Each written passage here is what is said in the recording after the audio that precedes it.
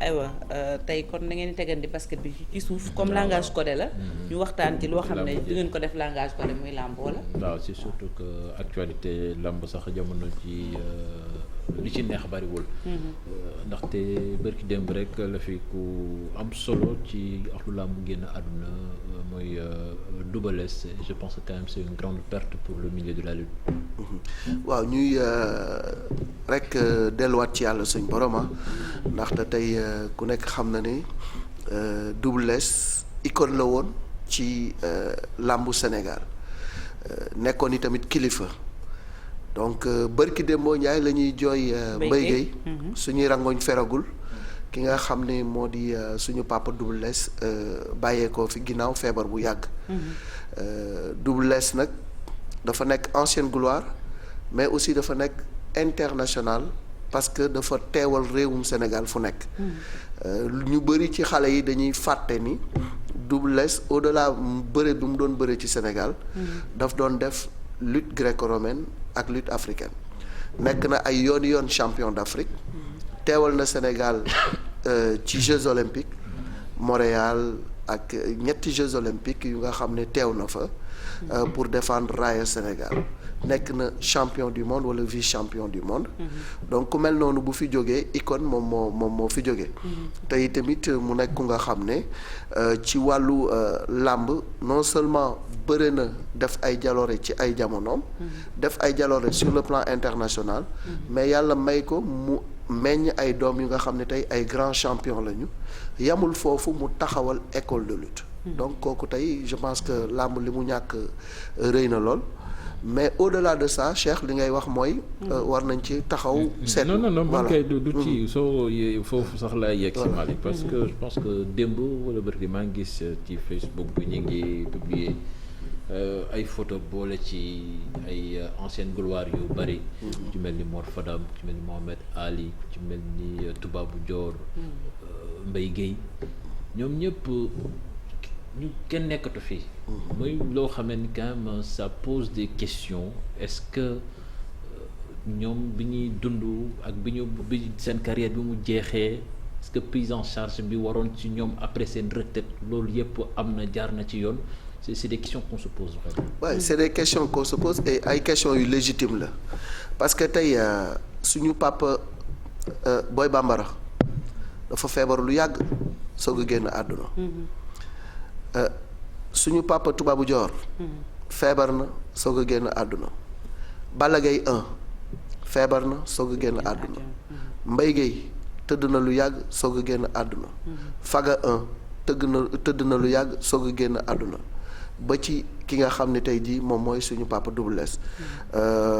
suñu papa Mor Fadam yi tamit champion d'Afrique la woon de judo teewal na Sénégal fu nekk moom tamit. feebar na lu yàgg soog a génn àdduna. Mbaye Guèye aussi la même chose.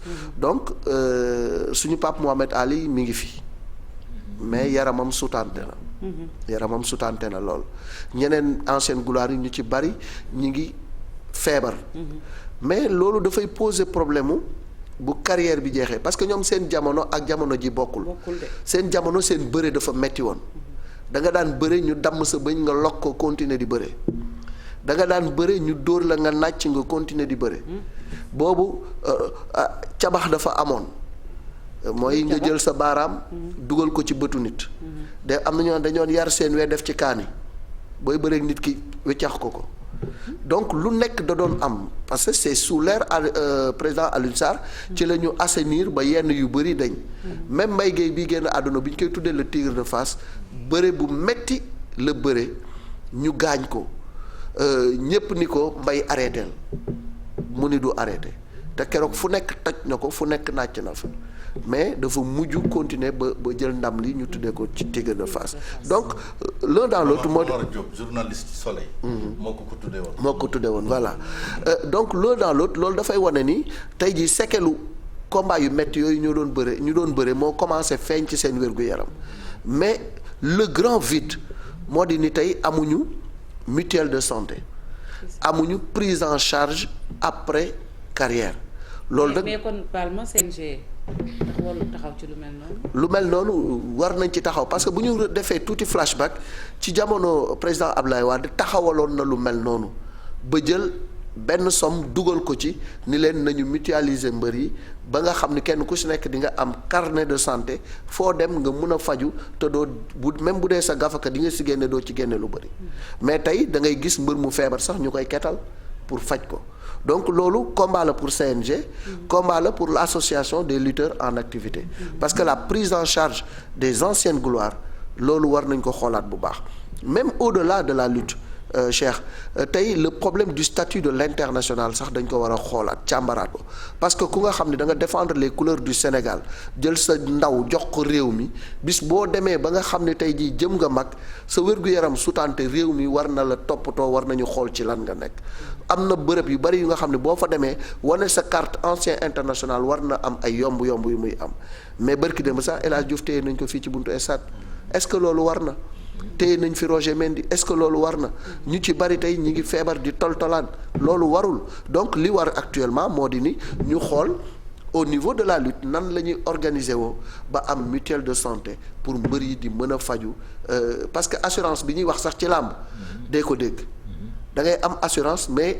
tey da ngay gaañu ci làmb mais bala ngaa faju lu nekk ngay daj wala boog sax xaalis nga ci def ba pare di dóor dàqe pour jot sa xaalis c'est très compliqué comme ni nga ko expliqué sànq fii rek c'est d'autant plus xawma primordial que ñoom seen sport dafa violent comme ni nga ko waxee forcément soo ci génnee dina la topp Alzheimer mi ngi lay guettee hypertension mi ngi lay guettee ay maladie rénale daf lay guettee lu nekk day am ci seen wàllu wér-gu-yaram payi koo ci gis muy dox da nga koy yërëm parce que dañu dem ba charge yi ñu doon def ak effort physique yi ñu doon def ak dóorante bu metti bi ñu doon dóorante dafa mujj répercuté wu ci seen wér-gu-yaram mais nag il faut ñu seet nu ñuy def ba tey jii mbër mi bu feebaree bu demee ba bàyyi bëri bu feebaree am yoon bu muy jaar ba faju te du metti Malick et puis li ko wutale ak tey bokk na ci bu weesoo dóor yi ak yooyu cachet yi bu njëkk cachet yi mel doon noonu donc mun nañ la dóor sa yaram tas nga màgget ba noppi itam ay jafe-jafe yu metti ngay dund donc cachet yi également cachet yi daf ci jouer organisation bi daf ci jouer parce que bu njëkk prise en charge médicale bi nga xam ni moom la ñu gis ci temps docteur Ardo ba ku gaañu sax ñun la dem nga Ardo loolu amu ci woon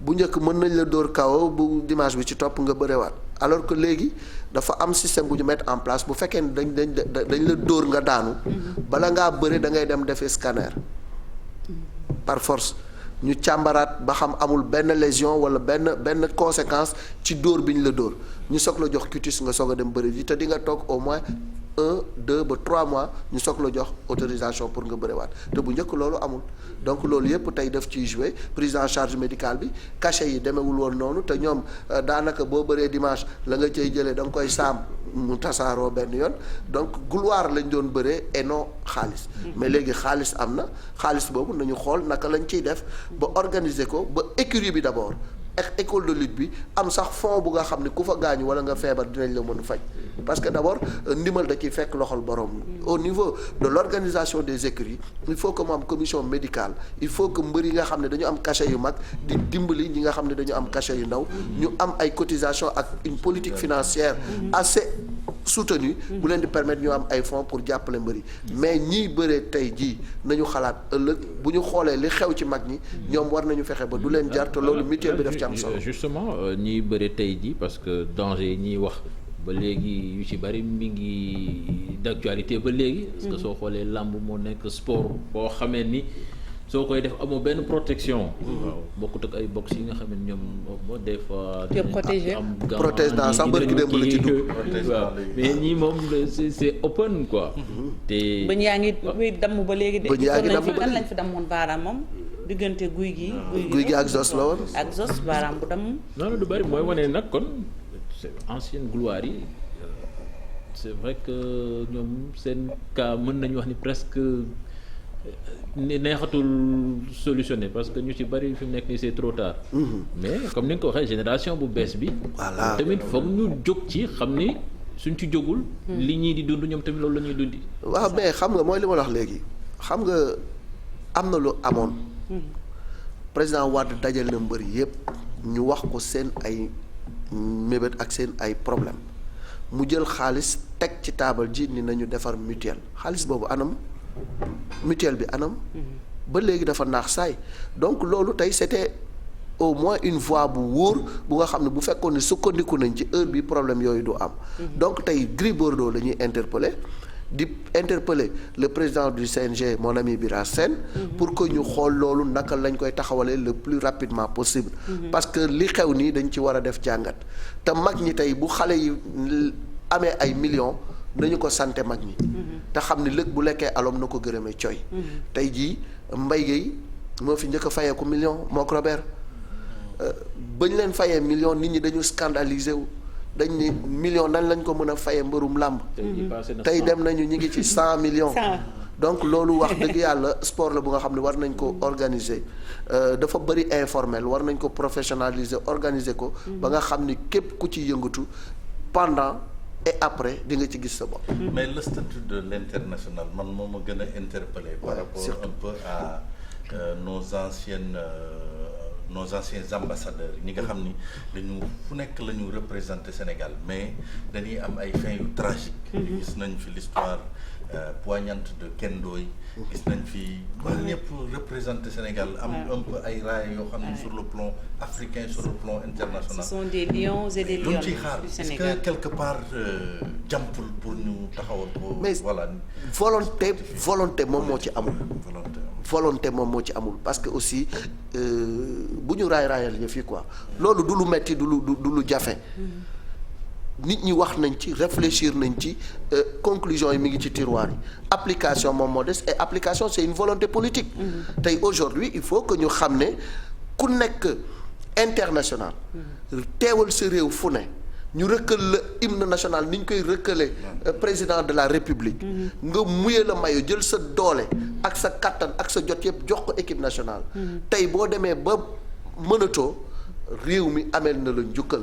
c'est comme un ancien soldat. donc tey jii war nañ leen a xoolaat defar le statut de l'international. kaas naa ko fu nekk wax naa ko fu ne même bi Pape Bouba Diop laa ko maa ngi doon wax lu mel noonu. donc tey jii war nañ ci taxaw ba international du am problème. benn mooy lu may wax benn jour dama ñëw stade Demba Diop fekk benn booy mu téye Roger Mendy ci bunt bi. j'étais scandalisé. ma expliqué booy bi ma ne ko gis nga kii nga téye nii ci bunt bi. ci stade Demba Diop bii 1985 ba ñu gëjee maanaam Coupe d'Afrique ca Asmara 68 moom ak génération ñoom ñoo ñu qualifié fii contre Zimbabwe te keroog stade bi kenn xaju fi nit ñi dañoo rang ba Bourguiba tey jii kii est-ce que war na ñëw fii nga koy téye mun ma père li nga may wax xaw ma ko ndax boobu fekkul ma juddu man ko c'est pas de ta faute. parce que amul dara luy mandargaal Roger Mendy que ni tey jii ancien international. dëgg la de El Hadj Diouf mi bërki démb mi. El Hadj Diouf war na taxaw fenn. quel que soit lu fa am stade du Sénégal. El Hadj Diouf war na fa taxaw fenn ñu naan ko ay ana sa invitation. ana sa dëgg la de. non c'est inadmissible. c'est scandaleux. il faut que nit ñi taxaw ci lu mel noonu. tey on interpelle les autorités de ce pays là pour que ñu delloowaat gëdd. ñi nga xam ni dañu sonnal réew mi. un ancien chef d'État bu ñëwee dañ koy jox li war ci moom lépp. un ancien ministre dañ koy jox gëdd bu ñu ko war a jox mais non c'est inadmissible. Un lion restera un lion et à vie. Et ils ont mouillé le maillot comme on dit. C'est des ambassadeurs. lu ci doy waar mooy ñu ci bari tey jii ñu ngi tëdd seen kër yi. feebar mais duñ ko wax. ngor la ñuy deewaat ngor lal c'est ça. newul ku nekk moom moo mën a génn exposer. problème am te fii souvent autorités yi ñoom dañuy xaar. comme Ken Ndoye ni mu fi demee woon. gaa yi def ba mujj di ko dajaleel di ko ko. gaa yi dem ci internet bi def foofu benn tapage médiatique ba ñu mujj dajale xaalis yónnee ko noonu lay faral di demee mais loolu. néew ku nekk am chance am néew ku nekk ko mën. et puis du yoon. waruñu egg foofu. li nga doon bi xam nga ñun parfois ñu ngi ko doon wax keroog ak Pape Djibril Fall hommage bi ñuy defal maanaam ñi nga xam ni dañu marqué le Sénégal. xam nga sportif yi am na ñoo xam ni ils ont marqué le Sénégal de leur empreinte du deñ mais El Hadj Diouf double ballon d'or waruñu xaar ba ñu décédé ñu leen di defal hommage même je pense am na responsabilité également témoignage pour l'histoire muy bindkat yi muy artistes yi ñu woyal leen wala ñu bindal leen loo xam ni dafay des est-ce que quelque part aussi warul mën a am ay musée wala comme xale boobu nga xam ni xamul sax Roger Mendy mu am ay archives yoo xam ni nit ñi dañuy dem équipe nationale ñu wut fa ay élèves yi di dem di visiter di xam ñu wut fa ay élèves yi di dem di visiter loolu président wax na ci ba musée bi sax Pape Bouba Diop lañ koy tuddee ci stade bu bees bi fa la war a nekk donc il faut ñu immortaliser les hauts faits de nos athlètes et de nos sportifs tey mu am fu nga xam ne boo amee say élèves bu ñuy comme ni ñuy dem di visiter Gorée ñu dugg ci musée bi ñu leen kii de mooy Mbarik Fall moom moo fi nekkoon champion du monde boxe kii moom mooy El Hadji Amadou Diaba moom moo fi nekk le seul médaillé olympique kii mooy Ami Mbacké Thiam mooy champion du monde kii mooy nangam yooyu bu ñu ko deful tey la mémoire collective sax dafay dem ba dafay nax saay te loolu il faut que tey ñu immortaliser ko mais au-delà de ça nañu taxawal d'abord le statut de l'international la prise en charge de l'international dafa am solo mais hommage à titre posthume mooy li ma gën a bañ ci àll waaw liñ naan nit boo ko bëggee célébrer jaloo ko njukkal boo ko mënee def ko ca ba muy dund et puis li nga wax Malick c'est tellement vrai buñ ci ni ko Mortala waxee peut-être buñ ci defoon ay jéego dina éviter yenn incidents yi comme di dal Roger soo moytuwul sa xale ba tam mu ne ko foo toj da ngay ñëw ñu naan la foo toj Amadou Diop boobu moo nekkoon capitaine u Sénégal en Caire 86 bi ma ñëwee stade ma fekk ko mu toog géttu bay ñeneen ñi nga xam ne mosuñoo sol godaas sax takk seeni cravate toog ca tribune ba mais loolu fu ñu ko teg keroog j'étais scandalisé man maa jóg di kaas man leen kii moo nekkoon capitaine Jules Bocandé moo nekkoon capitaine Omar Gueye Sène moo nekkoon capitaine Cheikh Ahmed Tidiane Seck moo nekkoon capitaine Thierno Youm et cetera donc tey Caire 86 bañ fay dem moo takkoon doole ji tey jii mu nekk ci géttu bay toog ak supporters yi ñeneen ñi nga xam ne tey ay gros bonnet lañu takk seeni cravate toog loge officielle est-ce que c'est normal et tu vas en Guinée président Orea dafa tabax stade jël un nombre de places ni lii c'est pour les anciens internationaux le président Souaré c'est ça qu'il a fait stade ba sax daf caa tabax lu nga xam ne dañu place yi kenn du ci toog kudul ñi nga xam ni dañoo défendre l'équipe nationale de Guinée. xam nga Viendo yi wax na ko keroog ci seen émission bi Cheikh muy wax ni match Côte d'Ivoire bi amoon na nu mu doon demee bu ñu jëloon yenn anciens yi ñu vivre ambiance bi ñu vivroon Côte d'Ivoire keroog dina am benn jeexital bu mu def ci joueurs yi mais mooy équipe Italie bi rek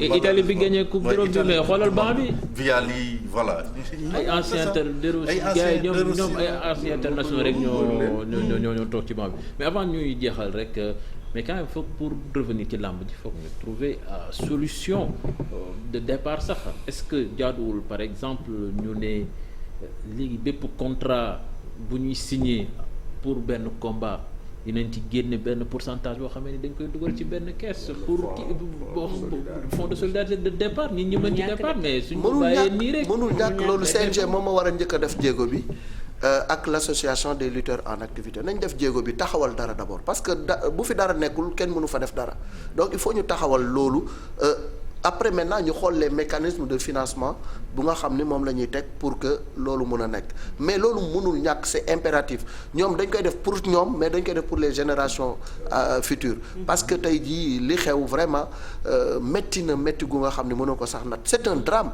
tous les anciens lutteurs ñi ngi feebar tous les anciens lutteurs ñi ngi dem kenn par kenn. xoolal combat moo demee noonu parce que xoolal tey Mohamed Ali na meloon xoolal Mike Tyson. Mohamed Ali buy dox tey suñu amul woon. taxaw kenn waxul seen wax. Yékini bu amul woon taxaw wala amul woon moyen tey. mais nag jàpp naa ni beeke lay doxe mais nag parfois man jàpp naa ni yàlla mooy ñëw ki yëfam parfois da ngay juddu màgg lutter. Feebar dee parce que aussi dee c'est logique des choses disons ñii dee à 80 ans mais am na lu ñu yóbbalee ñi nga xam ni dañoo retraité rek dee am na ñoo xam ne ci fonction publique bi par exemple dañuy retraité rek li tawuñu defuñu dara mais à 60 ans 65 ans ñu décédé donc loolu aussi mbiru yàlla la ñu bañ a jàpp rek ko ni bon ça n'a rien à voir peut-être avec les lutteurs yi décédés mais am nañ ci ñoo xam ne aussi seen app moo jot ñu feebar gaañu mais comme ni ko problème bi nekkul si dee ñiy def sport de combat même du ci dee bi mais feebar bi ñuy dundee après moo métti non mais même pas feebar bi moo tax des fois da nga gis se déplace difficilement mais tey boo gisee son papa Mohamed Ali muy dox mais da ngay yéemu ci yàlla il marche difficilement il est très malade tey est-ce que dañ ko war a xool ba yàlla def li gën ñu ne voilà dee moo ñëw na non nañ ko toppatoo ba ñu xam ne toppatoo nañu la de haut niveau waaw parce que tey gën a baax màggit nu muy màggitee ci yoon tey jii suñ Pape Double Less bu doon alal mooy tax du dem kon du dem parce que yàlla may na ko ay doom yu ko mën a taxawu te taxawu nañ ko ca bañ ko waree taxawu xëy na dee moo ñëw mu dem mais change bi Double Less am du ñëpp a ko am Boy Bambara balaa muy génn àdduna boo ko gisoon da ngay yéemu ci yàlla c'est incroyable nañu xalaat ñooñu. quand même ñu dëkk Grand Dakar benn tali ñaari tali ñëpp xam Boy Bambara yàlla ko yàlla yërëm fi mu daan toog si buntu këram. wallaahi ci wetu marché ngelaw bi. très disponible pour les médias affaire yooyu. mais bi mu feebaree bëggee def interview boo demee këram day toog. feebar bi da koo téye di ko ŋacc ba mu jeex takk mu soog a faat. très aimé dans son quartier. très aimé voilà yooyu nañ ci taxawaat daal vraiment. sport de combat dafa doy waar. dafa doy waar c'est dur. tey jii Mohamed Ali le boxeur mi ngi Alzheimer mais bu doon ne tey fii la nekk dee na bu yàgg. mais parce que dafa am toppatoo.